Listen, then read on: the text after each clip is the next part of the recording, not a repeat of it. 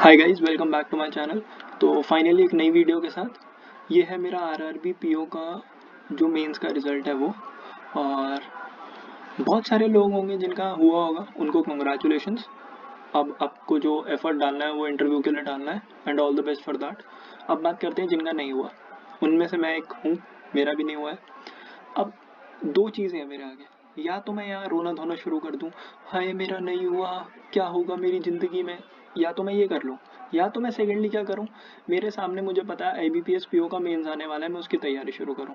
तैयारी कर रहा हूँ बट उसको ही आगे कैरी फॉरवर्ड करूँ। मैं 2 या 3 दिन रोना धोना ना करूँ यहाँ बैठ के कि ओहो क्या हो गया मेरी ज़िंदगी का, अब क्या होगा। कुछ नहीं होगा भाई, आगे पेपर है वो दूंगा। अब बात करते हैं कि जब आप पेपर दे के आते हो उसके बाद आपको ये भी जानना जरूरी है कि आपका क्यों नहीं हुआ। तो मैं वो भी डिस्कस करना चाहूँगा कि मेरा क्यों नहीं हुआ। देखो, मेरा जो मानना है, मेरा क्यों नहीं हुआ जीके में, क्योंकि मैं गलत तरीके से जीके को फॉलो कर रहा था। मुझे लगा कि रिसेंट के जितने भी मंथ्स हैं वो आएंगे। मैंने सितंबर का आधा महीना, ठीक है, 15 तारीख तक, अगस्त कर लिया, जुलाई कर लिया, जून कर लिया, ये सब पढ़ लिया था मैंने। बट जो क्वेश्चंस आए थे वो अप्रैल से आए थे, मार्च से आए थे, जहाँ जो मेरी एक फॉल्ट था कि मैंने वो मंथ को इतने अच्छे से नहीं किया था, लेकिन मैंने रिसेंट मंथ को बहुत अच्छे से कर लिया था। मेरी पहली मिस्टेक ये थी। सेकंड मिस्टेक बताता हूँ आपको। मैंने इंग्लिश में क्या किया, इंग्लिश में मैंने अटेम्प्ट किया था अराउंड 30 के करीब क्वेश्चंस। तो मुझे एक्सपेक्टेड था कि नहीं यार मेरे आ जाएंगे अच्छे नंबर, ठीक है। अब क्या है, मुझे नहीं पता कि मेरा स्कोर क्या आ रहा है क्या नहीं रहा है, बट मुझे जो लगता है मेरी गलती कहाँ हुई होगी।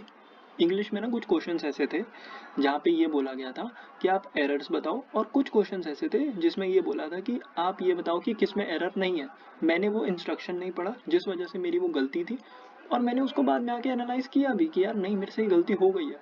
तो मैं एक्सपेक्ट ही नहीं कर रहा था कि मेरा इसमें होगा। बट ऑफ कोर्स जब कोई पेपर दे के आता है, माइंडसेट होता है कहीं ना कहीं कि नहीं यार, हाँ मेरा तो हो ही जाएगा, मेरा तो हो ही जाएगा। एक एक कहते हैं ना, होप होती है कि यार शायद हो जाए, क्या पता जितने भी मार्क्स आए, क्या पता जो आए मतलब कट ऑफ उसके आसपास मेरा बैठ जाए, क्या पता मैं इंटरव्यू देने चले जाऊँ। लेकिन अब अगर मैं वो सब सोचता रहूँगा तो जो मेरे आगे मेरी अपॉर्चुनिटीज़ हैं मैं उनको लूज़ कर दूंगा इस टाइम पे। अब ये आपके ऊपर है कि आपको क्या चूज़ करना है। या तो आप यहाँ बैठे हो और रोना धोना शुरू कर दो, 4 दिन तक यही खराब करते रहो रो रो के, हो मेरा नहीं हुआ, अब मेरी ज़िंदगी में क्या होगा। कुछ नहीं होगा यार, IBPS PO है। IBPS क्लर्क आप मेंस दे के आ चुके हो। अब मैं IBPS क्लर्क मेंस दे के आया था, मुझे उससे एक्सपेक्टेशन है कि हाँ मेरा पेपर अच्छा गया है। जो गलतियाँ मैंने वहाँ करी थी, क्या बोलते हैं, आरआरबी पीओ में, वो मैंने IBPS क्लर्क में नहीं करी। मैंने अच्छे से क्वेश्चंस की इंस्ट्रक्शन भी पढ़ी इवन। तो ये चीज़ें होती हैं, जब आप पेपर देते हो आपको एक्सपीरियंस आता है, आप चीज़ों को सीखते हो। कुछ फ़ायदा नहीं है रोन धोखे की, ओहो अब क्या होगा।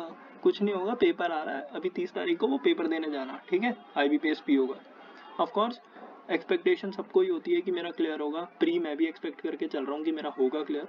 तो इसीलिए मैं ये चीज़ें बोल भी रहा हूँ, ठीक है।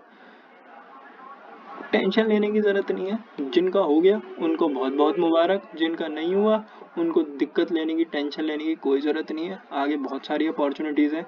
अभी SBI PO भी बन सकते हो तुम, SBI क्लर्क भी बन सकते हो।